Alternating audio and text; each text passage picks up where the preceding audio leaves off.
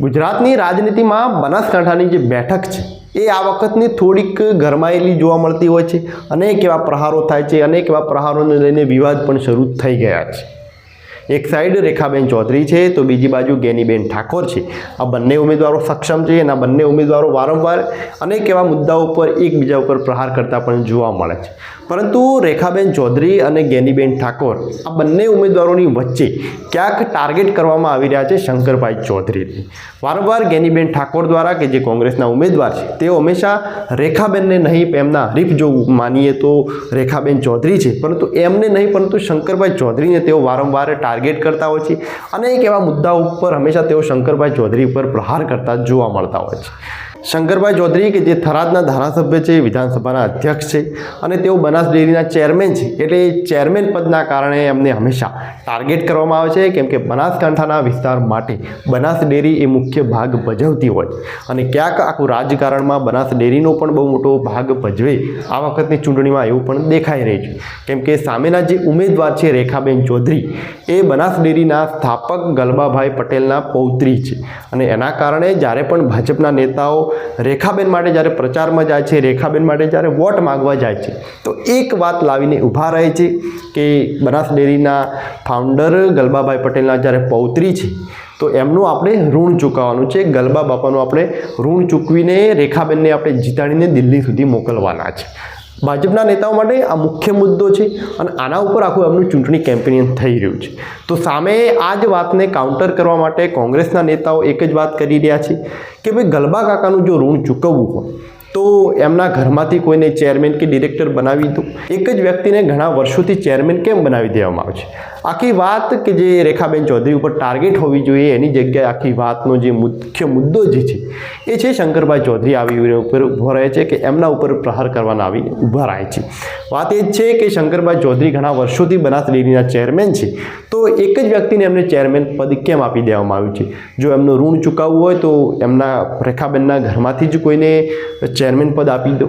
જોકે રાજકારણ છે તો ચોક્કસ બંને સાઈડથી પ્રહારો થતા હોય છે, પરંતુ બનાસ ડેરીના સ્થાપક એ ગલબાભાઈ પટેલ છે એટલે ચેરમેન પદ એમના પરિવારમાંથી જ કોઈને આપી દેવું એવું જરૂરી નથી હોતું, કેમ કે જેનામાં કાબેલિયત હોય છે, જેનામાં થોડીક તાકાત હોય છે કે જે કંઈક સારો એવો વિકાસ કરી શકે, જેને લાયક હોય છે એને આપવાની ખૂબ જ જરૂર હોય છે અને આમાં શંકરભાઈ ચૌધરી એ સાચા સાબિત પણ થઈ રહ્યા છે, કેમ કે શંકરભાઈ ચૌધરીને અંડરમાં જ્યારથી પણ બનાસ ડેરી છે તો ચોક્કસપણે બનાસ ડેરીનો વિકાસ થયો છે, એવું નથી કે નથી થયો।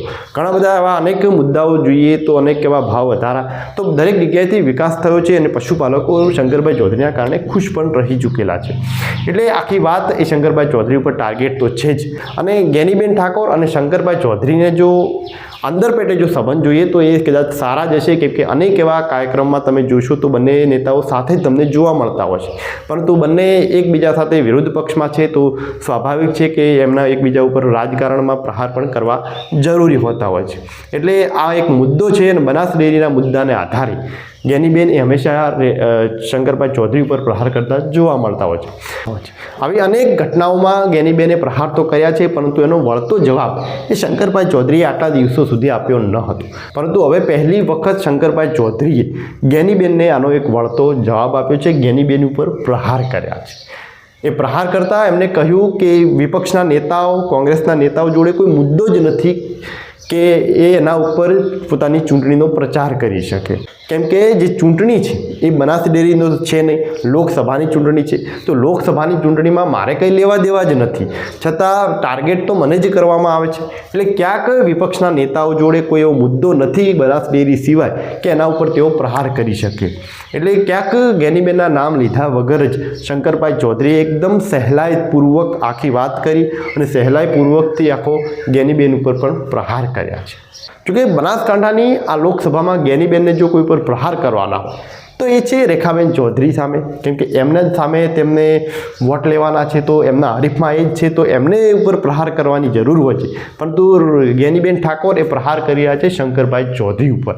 એના પાછળનું કારણ એ છે કે 2017માં વાવ વિધાનસભામાં ગેનીબેને એ શંકરભાઈ ચૌધરીને હરાવી ચૂકેલા છે। એટલે ગેનીબેનને જો લોકો આખા ગુજરાતમાં ઓળખતા હોય તો એક જ નામથી ઓળખે છે કે તેમને શંકરભાઈ ચૌધરીને પણ ટક્કર આપી હતી।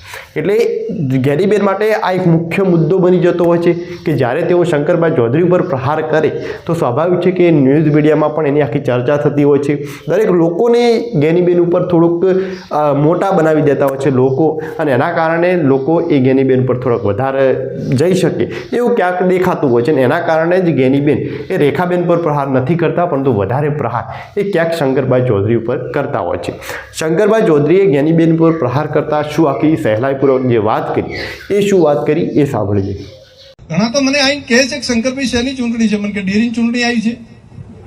મને પૂછે કે ડેરીની ચૂંટણી છે, મેં કીધું ના, એને હજુ વાર છે. તો મને કે એજન્ડા એમને સમજણ જ નથી કે ડેરીની ચૂંટણી છે. મેં કીધું એના કારણે ડેરીમાં એક પણ ડિરેક્ટરમાં ફેરફાર ના થાય અને એક પણ વિષયની અંદર કોઈ ચિંતા, પણ માત્ર બીજા કોઈ એજન્ડા તો હોવા જોઈએ. હવે એમને બિચારાને કેવું શું?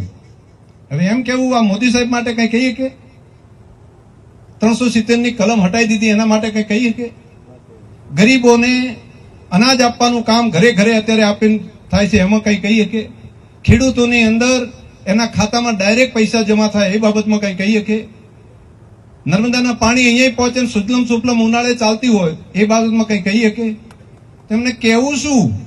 તો ઉમેદવારની બાબતમાં કઈ કહી શકે? તો ના, ઉમેદવાર ભણેલા ગણેલા છે, હોશિયાર છે, ગલબાભાઈના ત્યાં આગળ સેવાના સંસ્કારો મળેલા છે, એમાંય કઈ કહેવું નથી. તો પછી કેવું શું? મને લાગે છે કે જે પેલું હોય ને થોડુંક ઠીક હોય ને ખમે હોય ને બરાબર મારે, મને એમ છે ચલો બરાબર છે, તેમાં મને એમાં કઈ જીવરાજબા વાંધો નથી. અને હું તો કહું છું કે આમને એમ ચાલુ રહે સારું. આ અઠવાડિયામાં સમજણ પડી ગઈ છે અને હવે અઠવાડિયું હજુ આમને ચાલવા દો તો જિલ્લો શું જવાબ આપે છે તમે બેઠા બેઠા જુઓ. એક અઠવાડિયાની અંદર ધ્યાનમાં આવ્યું છે, આપણે ત્યાં આગળ ચૂપચાપ બેઠા બેઠા આપણે શાંતિથી આંભળે જવાનું ને એ બરાબર છે. એ ટ્રેક આ જ સાચો છે એમને કહેવાય. આ ટ્રેક ઉપર જ ચાલો, એના કારણે જ ખબર પડે.